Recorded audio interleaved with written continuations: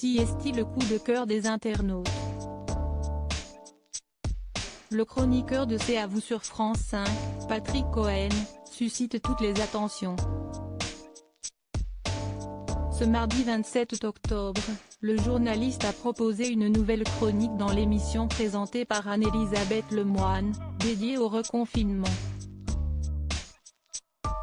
Dans son discours, il s'interroge sur les responsables de cette deuxième vague liée à la pandémie de coronavirus. Il a employé des mots très cases comme charlatan pour pointer du doigt les médecins qui défilent sur les plateaux de télévision avec des discours tous différents sur le coronavirus.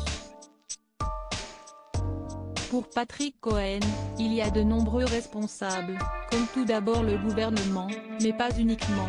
Il n'a pas su anticiper la deuxième vague, mettre des moyens à l'hôpital, recruter du personnel, ouvrir des lits.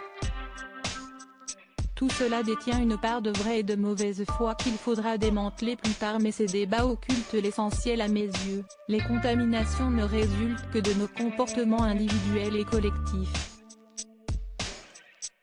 Le virus ne circule que parce que notre vie sociale le fait circuler. Il a poursuivi, aucun gouvernement ne peut stopper une épidémie. La phrase la plus honnête que j'ai entendue, sa tirade, illustrée par des images parlantes et choquantes de la réalité, a été saluée par de nombreux internautes. La toile a même remercié Patrick Cohen pour son message fataliste mais véridique. De nombreux posts, tous aussi gratifiants les uns que les autres, ont fleuri sur Twitter. Mon souhait pour la télévision en 2021, si est que Patrick Cohen et Darius Rochebin fassent des petits chez les journalistes. Ou encore rien à ajouter. Rien à retrancher. Patrick Cohen restera une exception dans cette période funeste où le journalisme a beaucoup failli.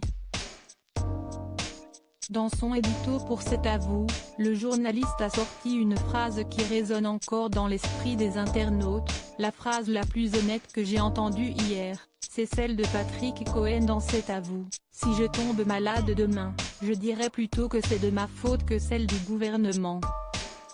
Une chronique qui a pris tout son sens la veille du discours tant attendu d'Emmanuel Macron pour annoncer de nouvelles mesures restrictives et peut-être même un reconfinement de la France.